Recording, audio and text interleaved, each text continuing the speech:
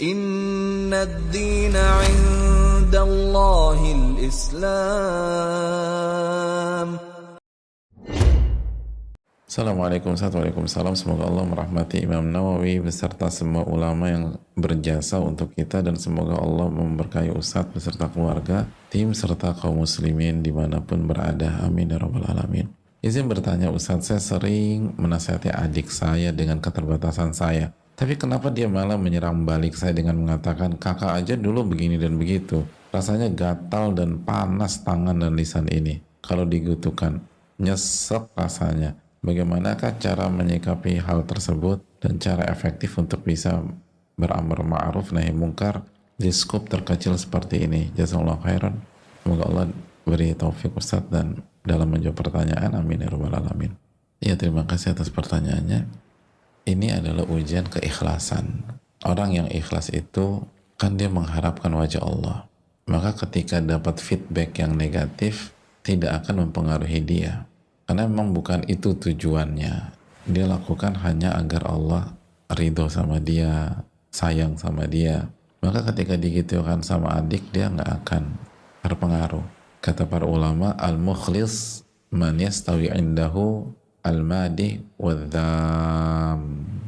Orang yang ikhlas itu bagi dia sama saja orang yang muji dan orang yang mencela. Bahkan ya dia bisa sampaikan, justru karena dulu kakak begitu dek, kakak nggak mau kamu ngalamin hal buruk yang kakak ngalamin. Kakak tuh ngerti dampaknya, keburukannya, kerusakannya. Makanya salah satu poin dalam masalah ini, kita tuh melakukan ini semata-mata biar Allah nggak dimaksiati dan karena kita sayang sama dia.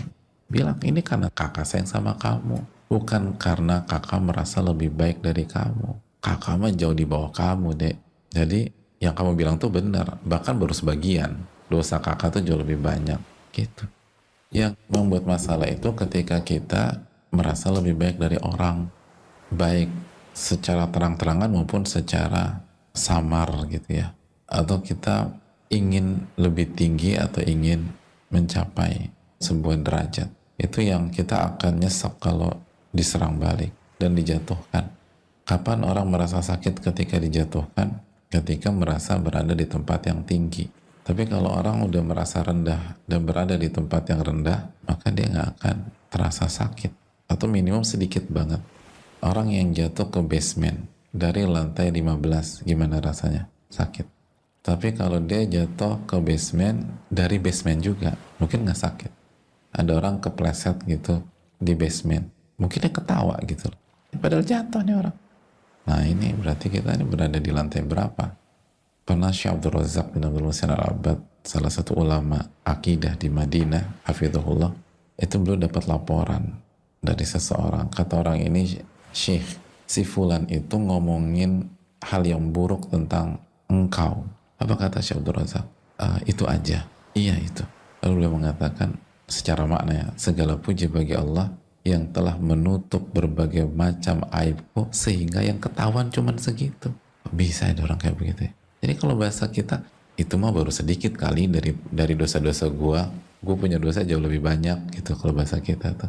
Kenapa bisa gitu? Karena seseorang itu merasa dirinya hamba yang rendah.